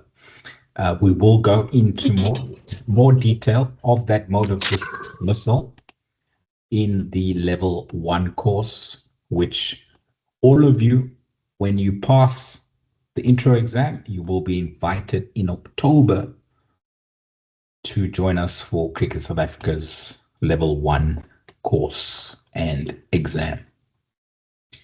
Next question. What time does the exam start tomorrow? Mohammed, from 9 a.m. South African time until 10 a.m. South African time. There are over 1,100 of you registered for the exam. You will all be receiving those exam link emails from Umpires Universe in that time. As soon as you receive the exam link email, whether it's at 9 a.m. or at 10 a.m. or any time in between, the exam window period opens for you and you can attempt the Cricket South Africa Introduction to Umpiring exam. You can attempt it from the comfort of your home, your office, your school, wherever you've got an internet connection. You can use your phone, you can use a tablet, you can use a computer. It is all up to you which device you use, as long as it's got a stable internet connection. And remember, you've got a maximum of 30 minutes to answer 35 true or false questions, all based on the revision slides that Abdullah has just gone through.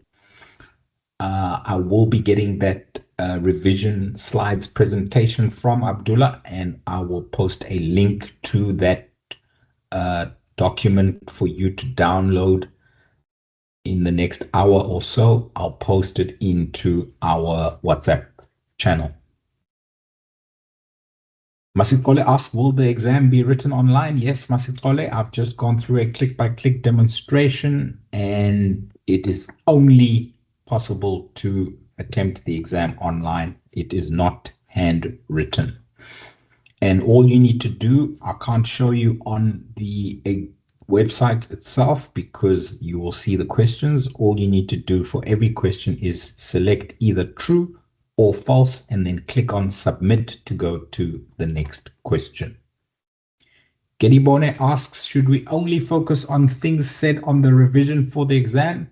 Yes, Gedibone, we've made it easy for you. You just need to watch the revision lecture again, and hopefully by 10 a.m. South African time tomorrow morning, you will have a recording of this lecture. But this evening, you will already have the revision slides to download from the WhatsApp channel. Masipole says he cannot see the video for the exam registration. Apologies for that. I hope you were all able to see when I actually went live onto the website and showed you how to copy and paste the username and the password into Umpire's Universe for you to be able to log in and start the exam. Keegan asks, what if you cannot attempt the exam at 9 a.m. tomorrow morning? No problem, Keegan. You can attempt the exam any time from 9 a.m. tomorrow morning or whenever you receive the email. The exam window period opens when you receive the email. It does not close. Okay, so you can attempt the exam tomorrow morning, tomorrow afternoon, tomorrow night, Thursday morning, Thursday afternoon, Thursday night, Friday, Saturday, Sunday, anytime, 24 hours a day, 7 days a week from the moment you receive the exam link email from Umpire's Universe. I hope that all makes sense. I hope you're all excited. I hope you all know that once you pass the Cricket South Africa Introduction to Umpiring exam, you will receive your certificate immediately displayed on the website. You can download it from there. You will also get an email where you can download the certificate from. And what that allows you to do is at your hub, you can then start being a strikers end umpire for any hub matches that your hub head coach might appoint you to. Okay, there will be a lot of you in any given one hub who have the certificate. So you will hopefully be rotated by your hub head coach to give you all an opportunity to be a strikers end umpire for a hub match. Not all hubs will have matches during winter. Most hubs will only start playing cricket again when the season starts in September or October. So be patient, but in the meantime, help your colleagues to also pass the intro exam.